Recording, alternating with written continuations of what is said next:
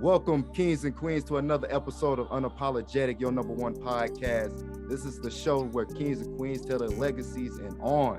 So get ready for the gems to drop and pull up to the table because we're ready.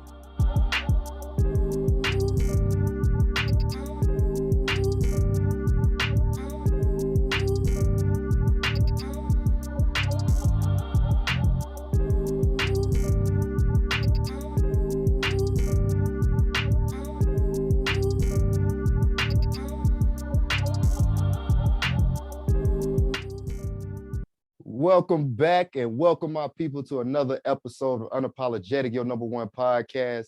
It's your favorite host, Melly Mel in the building, aka Mr. Unapologetic. We have a special guest on today, man. Give it up for Quartez Bridges, aka Tez is in the building. Man, my brother is a digital creator. He's a comedian, a dancer, an all-around entrepreneur.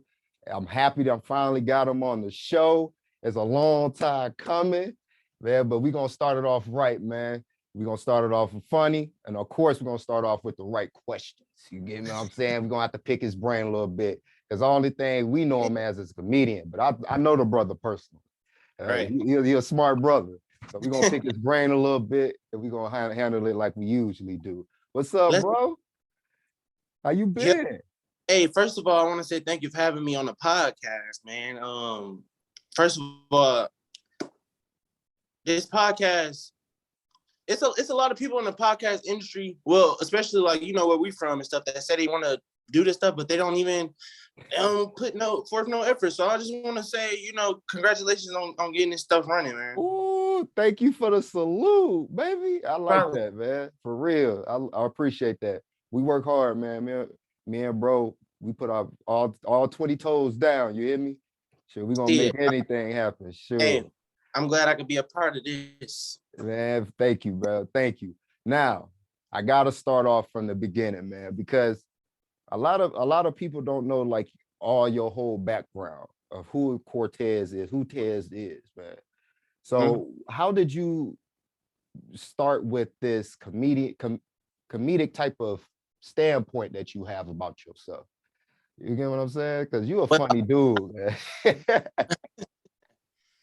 Well, I appreciate that, but so I don't. It's a hard question because like I just always been myself, like I always been me. So it's kind of hard to pinpoint exactly where I like started. Right. But I started getting into like when I was in third grade, I went to McLaughlin. I started staying an after school program. Okay. And like Boys and Girls Club type stuff. Yeah, like kind of like that, but it was kind of like Boys and Girls Club, but so I was doing like the school plays and stuff, and I remember having this play, and I had like a nerd character, and I just remember the like the response that I got from like, you know, the audience and stuff. I'm like, oh, this is a real good feeling. Like they really feeling it. So like feeling the kid. But I was a very wild child. I was on Wait a minute. What do you mean by wild child? You laugh before you answer, bro. I was on ADHD, right? Well, I mean, I was ADHD. I think I still am, honestly. But I was like on, you know, like Ritalin or like, you know, the pills that like they help you calm down and stuff. Yeah. So I was on that for like a very long time. So I feel like because I always used to get in trouble at school. I was always getting suspended because they just couldn't handle me. But once I started to get to that age where I could like have a phone and really produce my own type of content, because you know Vine first came out, but I had like this back then. So I remember that. Watch other people's videos, and back then I really couldn't construct a joke in 6 seconds, because you know it used to be 6-second videos. So I really didn't know how to construct a joke in 6 seconds. So once you know, Facebook, I started just impersonating like my classmates and stuff, and my videos was going viral then. So I just kept at it ever since. Damn. So you was going viral in high school? Yeah, I've been going viral since I started. Man, so you just had that talent, that type of entertainment type of setting about you, huh? Right, yeah. Because I ain't going look, I'm not even gonna cap. Cause like I said, where we from, it's very it's nothing really to look forward to in a sense. Like people aren't presented a lot of opportunities, where we from. So right. I was like, growing up, I would see like comedians going viral and stuff like on Facebook and like, getting all these likes and stuff. And I just was like, oh, that'll never that'll never be me. Or I just thought it was so impossible. Like I'm like, damn, What? what you That's gotta hard to do? believe that here coming from you. Hearing that coming from you. But I'm saying that like before I got started, I was just like, Yeah. I'm like, sell your soul to get this. I'm like, bro, how is these people reaching people across the world? So, but then Yeah. I got her name Katie Don. I was watching her videos, and she's the one that like really inspired me to like get in front of the camera and stuff. And she was from Grand Rapids, so she was like, the pioneer of like really why I started doing videos. But Okay. once Shout out to Katie Don then, man. shout out to man, shout out to Yeah, for real, bro. That's what's up. So once I started seeing like all these shares and stuff, shares and likes I was getting, I was like, okay, I found something I'm really passionate about, Right. and I'm gonna stick with it. I found something. I'm glad I feel like I found my purpose at that age. I was like, yeah, I got to just keep going. Oh man, and you right though, man, about like it's hard to find something that, especially in a environment, should I say, that doesn't showcase or give opportunity to the youth. You get what I'm saying? So Exactly. it's amazing that you were able to find out and maneuver around all those uh uh brick walls, if you want to put them in a term, and actually take off and just Exactly. jumping off the dresser and making it happen. You hear me? Right. So Yeah. it's amazing how fast you grew, and you've been on a constant rise, been on a constant grind, man. I've been watching you. I've been seeing you on I mean, all over, in New York videos and dancing and stuff and like that. And we're gonna get to that, y'all. Because I gotta it's some videos that are out that I gotta get some questions and answers for, man. I get some answers about. But it's dope, man. And I applaud you for that, for real. Like I you appreciate. you really stand in your lane. You're not biting nobody else's style. You're not trying to bite nobody else's style or ride nobody else's wave. And you see that happening so much, it's hard to Right. pinpoint who is the original. You get what I'm saying? Right. People and a lot of people will be stealing my biting my style, sort of say like I ain't gonna say no names, but the industry, I don't know, man. The industry is just so especially, Yeah. I appreciate you recognizing that, I'm just being myself, especially in this day and age, because it's like so many content creators out there. Like it's like, back then, it used to be, you had, King Batch and this person. Yeah. Shout out to King Batch too, man. That's yeah. It was just a handful. Now it's just like everybody's trying to do it, and so it's like it's hard to kind of get in your own lane, sort of space. It's kind of hard to find your niche and be recognized for what you do. So I appreciate that. For real. Have you got any big support from the city? Like you got like as far as people sharing, going to shows or whatnot. Have you had a show in the city? Yep. So I don't know if they did the first ones to. I don't think it was the first one, but I did this Wild and Out show at Muskegon Heights High School.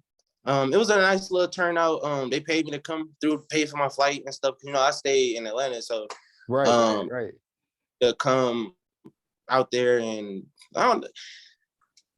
Man, one thing I can say about Muskegon is they support me. Like you got a few haters and stuff, but That's everywhere. Yeah, but I'm dealing with that now, like trying to figure out who my real friends is and stuff, and I'm losing people and stuff, and I'm realizing like everybody can't go to the top with you, and that's the phase that I'm in now. I feel like my friends are like for real, like, I appreciate, some of them for getting used to who I'm becoming, but some of them just don't get it. And some people try to, I feel like it's envy and sometimes jealousy and stuff. So I had to cut a lot of people off, but yeah, that's near here or there. Yeah. But it comes with the, like you said, it comes with the profile. You know what I'm saying? Yeah. As big as you grow, you're gonna find individuals who are going to either bring you up or pull you back down or try to keep you at that stagnant part of your life. But it's all right to discard, and that's why you're on Unapologetic Podcast, bro. We unapologetic about it. Be unapologetic. Right. We 100. You feel me? Everybody can't code with you, man. Especially now where you on TV, you doing shows and whatnot. So, your image, what you stand for is also surrounded by the group of people that you walk with. So you don't want, nobody belligerent or cocky or, doing all types of wild stuff in your name in a way. So exactly, it makes sense, man. So don't feel bad about that, bro. Keep going. I don't. It hurt, sometimes because and I've been hearing this since I was younger. Like people say, you're gonna lose friends. You don't have to cut off people, and no matter how much it hurt, it's gonna happen. So yeah, and I'm at that stage now. Like I just have to realize, right. Okay. Love from a distance. Hey, 100, sure, 100. So you said you was in the A. So when did you move to the A? Is that when you started like really like taking off? Okay, so I have a funny story. But yeah, go ahead, sure. So, go ahead. I gotta hear this. I was doing content, of course, before I moved to Atlanta, and I think I moved. I don't know if I was 19 or 20 when I moved, but okay. So I was doing, of course, everybody knew I was doing like YouTube and skits and stuff before I moved. But I remember I had like 2,000 followers on Instagram. I didn't even have TikTok. I had probably 11K on my YouTube channel, and I just remember like making the decision that I was gonna move to Atlanta, and I'm like, I'm gonna make something shake there. I don't know exactly how. I'm gonna do it. What inspired me to move to Atlanta was Pretty V and B Simone. I was watching them on YouTube a lot, and shout out to them, man. B Simone, Pretty V. I've heard them names in a minute. Pretty V, she like a big sister to me now. Like I worked with her, and that was one of the things that was on my list to do when I moved down there. But that's what's up, man. So I remember like getting my U-Haul and stuff. I was working at Myers like and this was around COVID, like when COVID hit, and they was like, basically like yeah. Okay. Yep. 2020. So COVID had hit, and I was making my checks was like $200, and that's just because of the hours that they was giving me, and I didn't really want to work at no factory because it wasn't good for my mental health. But I like the jobs where you can interact with people and just interaction. Right. So, but once I found out like unemployment was happening and stuff, and they was paying an extra like $600, and that was yeah. I remember that. That was more than what I was gonna be getting a check. So I'm like, okay, I'm just stop working, collect my unemployment, and then use that to move, like to get everything. So I just moved. I got my You said you got what? I got my U-Haul truck. Can you hear me? Yeah, I can hear you. My phone told me it was on 10%, but we should be good though.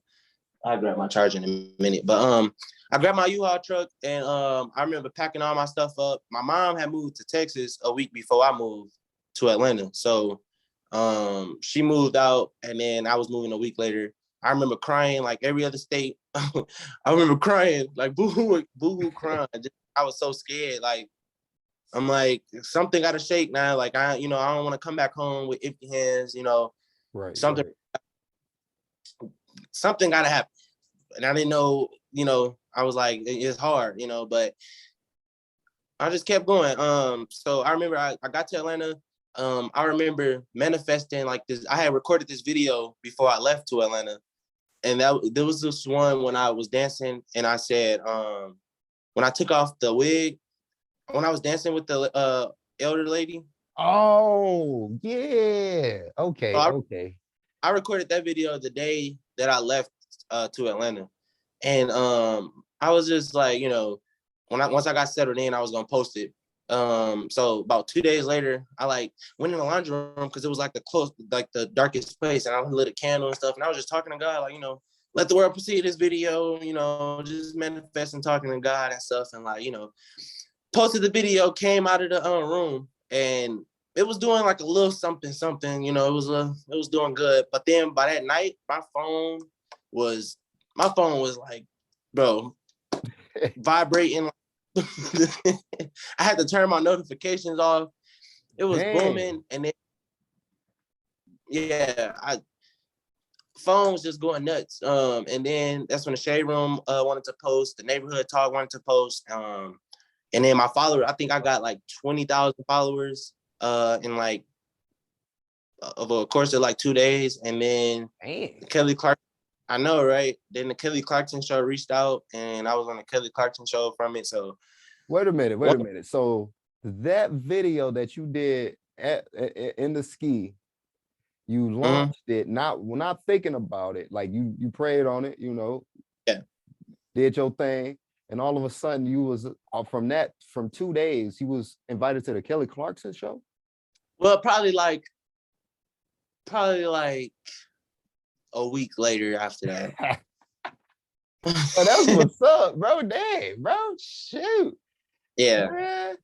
Yeah, other shows, I had to sign like a contract saying that I couldn't do other shows and stuff. It was so many other shows that was trying to get me to come on to, like The Real, with Lonnie Love and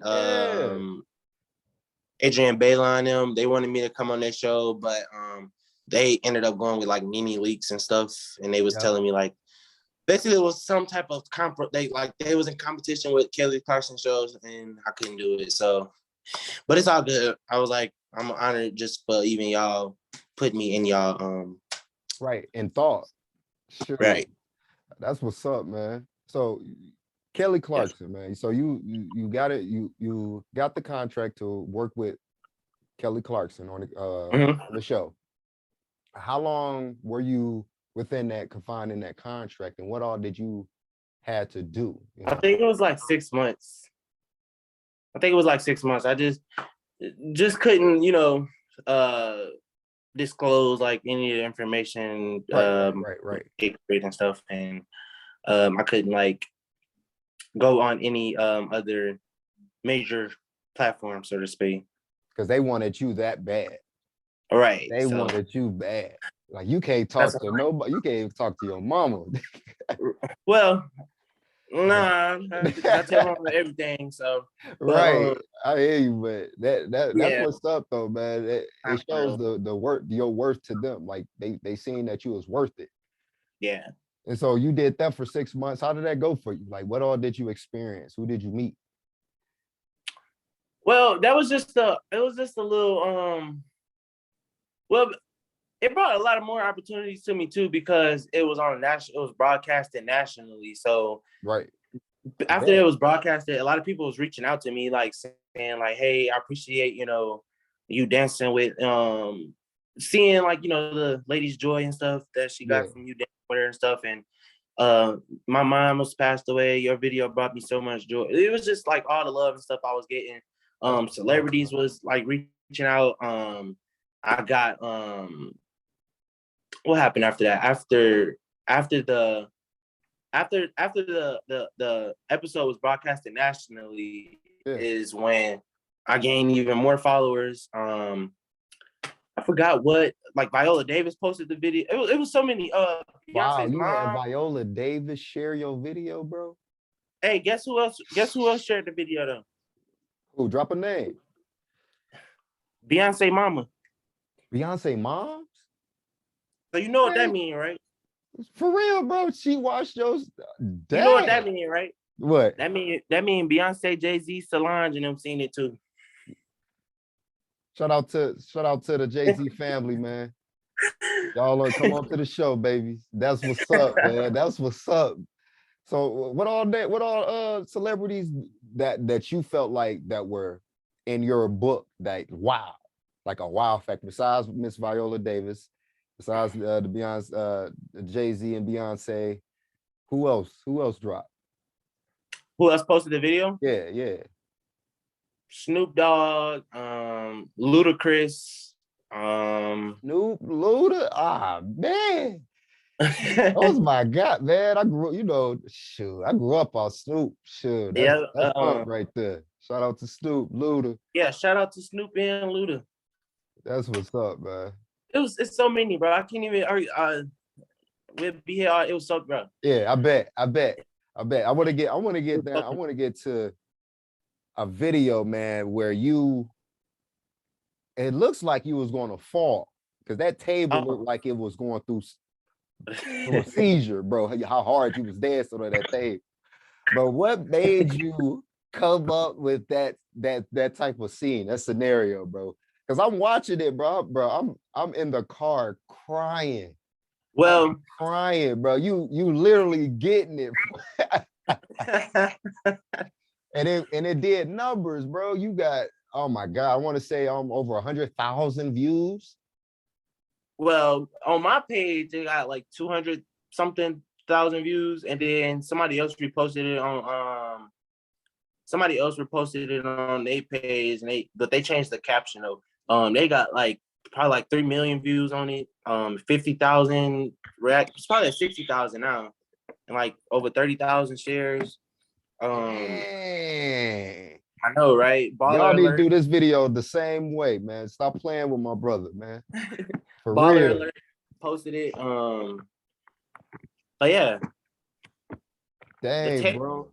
So what made you how do you come up with these skits, man? What like you ain't got to give me the outline, but is it like a spontaneous thing? Yeah, you literally take a moment and really plan it.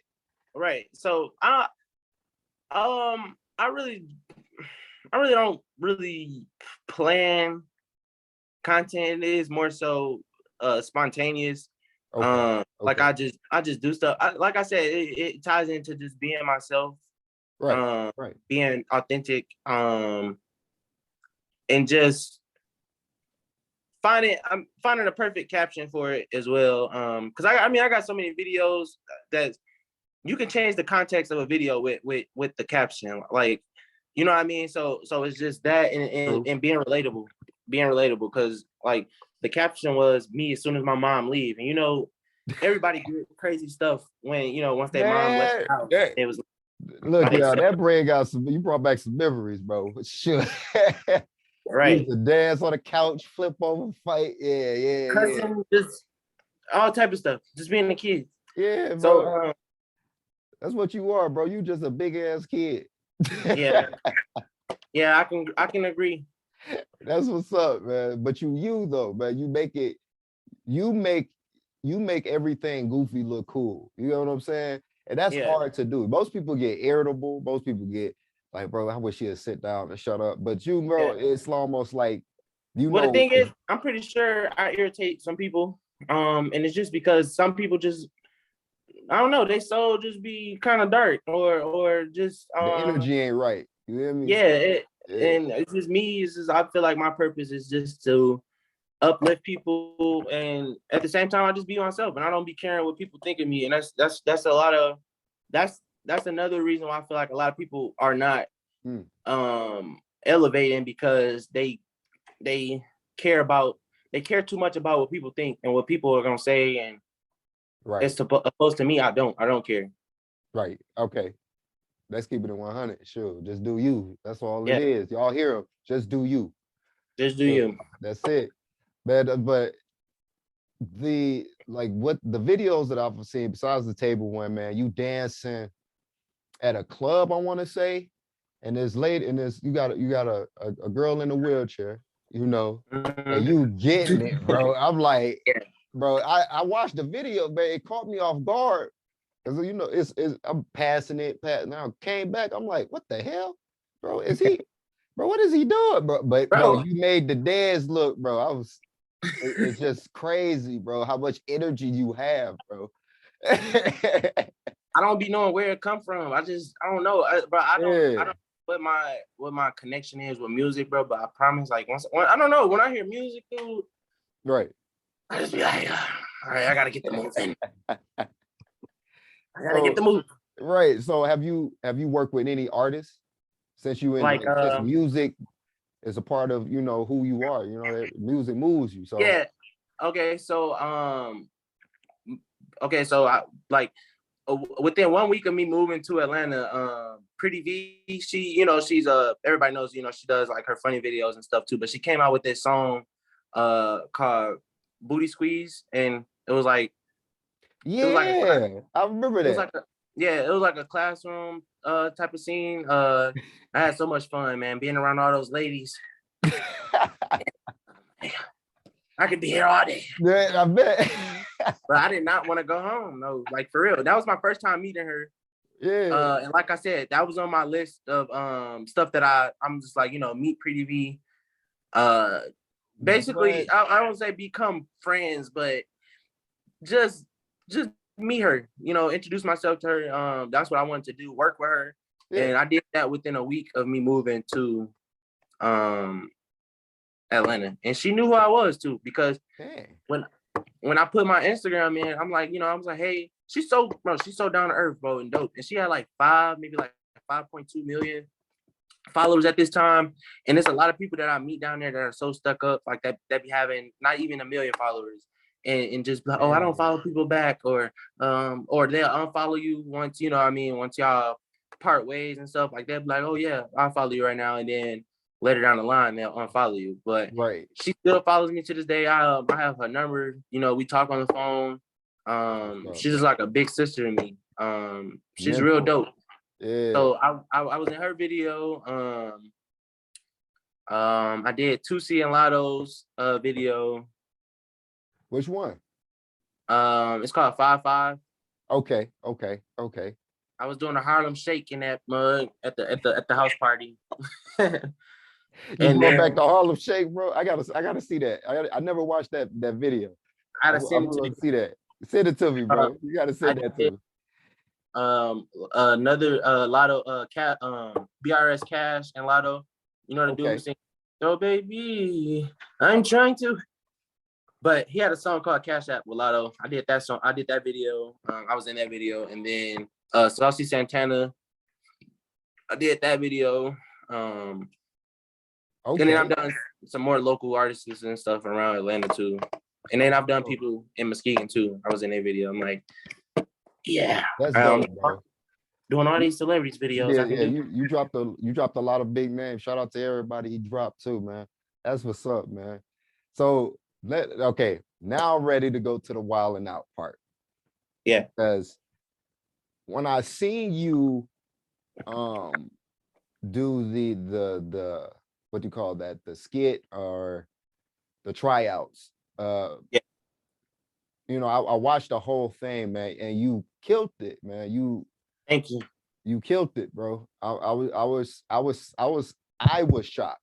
I can honestly say I was shocked, because I was like, man, most people be nervous, you know. Most people just try to impress Nick Cannon. Shout out to Nick. And, you know, the whole Wild 'N Out crew, just to get on. Right. But you was original, man. You didn't try to fake it. You were who you were, man. How was that? You know, that whole experience, and where was it hosted at? Okay, so I got so many like Wild 'N Out stories. But take me to the beginning. Okay, so the beginning, I remember just being a kid. When I was younger, you can ask my mom. Me and my brothers, we used to watch Wild 'N Out all the time together. And this was I remember they used to do real live, like actual skits on Wild 'N Out, as opposed to now, you know, they kind of changed up some stuff, but you know, it was Cat Williams, D-Ray Davis. It was just a lot of like, of the OGs. Yeah, heavy hitters right there. On there, right? So I was, I remember watching it when I was little. And then like I said, you don't really be, like I said, being from where we from, you don't really say stuff and mean it. Kind of like you can say, oh, I want to go in there, but it's not in your mind that that really could happen. Will happen, right? But once I got older, and I'm like, I got this, I can do this. You know what I mean? So I remember like they took like a break. It was, it didn't come out for a long time, and then they rebranded it, came out with it, had some new comedians and stuff. And I was just like, I want to be on this show. Okay. Hold on. Can you see me still? Yeah. You straight. My mom just called me. Gotta call her back after this interview. But shout out to mom. Yeah, shout out to you, mom. I'm working. But so I remember making like I actually got scammed when I was younger. I was like what? I was like probably like 17, maybe 16, maybe 17. And I typed in on Google like how to audition for Wild 'N Out, right? And I clicked on this link. And so I put in my information and stuff, and I got a call. And this lady was like, hey, what show do you want to be on? And I'm like, Wild 'N Out and stuff. And it was like, oh, send some pictures. We're gonna submit you to, our people, and they're gonna, see if you're a perfect fit for Wild 'N Out and stuff. So okay. They called me back the next day and was like, so yeah, our team we really like your personality. We really think you will be a good fit for Wild 'N Out. You could send $200. Long story short, I sent the $200 and nothing happened. Yeah, they got you. Yeah, you got for 200. I'm like, it's okay. Yeah. So then, I was just making statuses like, dang, I just kept watching Wild 'N Out and stuff anyways. And I made a status in like 2018, and I was like, I want to go on Wild 'N Out and do Pick Up and Kill It. So, and I made that status in like maybe like February, January. Yeah. And they were doing this show. They Carlos Miller and Chico Bean came to Grand Valley, and they did a Wild 'N Out show. And I got picked to be in it. So that was my first time doing something, with Wild 'N Out.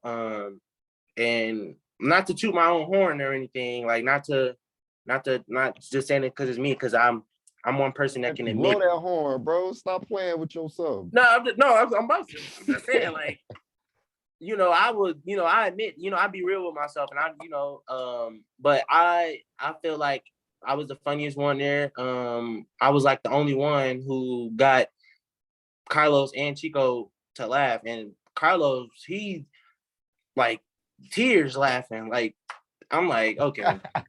Shout out to Carlos Miller, man. I'm like, this is my sign. This is what so Carlos. because one thing about being somebody who's funny is you got a lot of people that might think who think you're trying to be funny, or who you have a lot of people that tries too hard to be funny, and people will tell me I'm funny, but I wouldn't be trying to be funny, so I was like, I'm just being myself, you know what I mean?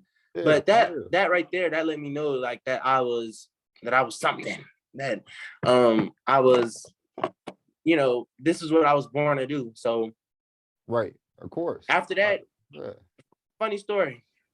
So right after that show, I had to go to work. Like, I was working third shift. So that show started at like maybe like 6 o'clock, 6:37, and ended at like 10 o'clock. I had to clock into work at like 10:30. I was working at Tyson Foods. It was my first night on the job, and I needed the job so I can fund like my LA trip that I had coming up for acting and stuff. So I couldn't miss it. Right. I really didn't get a chance to really network then. Like with Carlos and Chico, and like, really. Oh yeah, shout out to Chico, my fault, bro. Yeah, shout out to Chico Bean too. Sure, whole 85. And I got to bring my mom too, and she got to see me on stage with my thing, and that was like one of the best feelings ever, like I said. And she got to meet them. She got to meet them, and them was like two of her favorite people on the show. So that was a really good. Yep, that was she like Justina DC, well, the whole 85 South Show cast, basically. Right, You know, DC, right. Chico and Carlos, Justina. Yeah, Them like her yeah. and she like Emmanuel Hudson too, but yeah, them like her Oh favorite. yeah, E-Man. Yeah, them are her Okay. favorite members of the show. So when she got to meet them, like just seeing her, you know, happy, you know, it was a good feeling. But like I said, so I didn't really get to network with them, but I was just like, I'm gonna just keep going with my content and stuff. And so then they were coming to Texas. Right. I got picked to get on stage. I got on stage and I went after Justina and Radio Big Mac. But Right. I didn't even finish my bars to the other people. They took my mic before I got done. I'm like, it's okay. It's okay. It's okay though, because I'm gonna have another opportunity. Like when I get on a show, like on the actual show, I'm gonna just save my bars for then. They think it's over, it's not. Bet.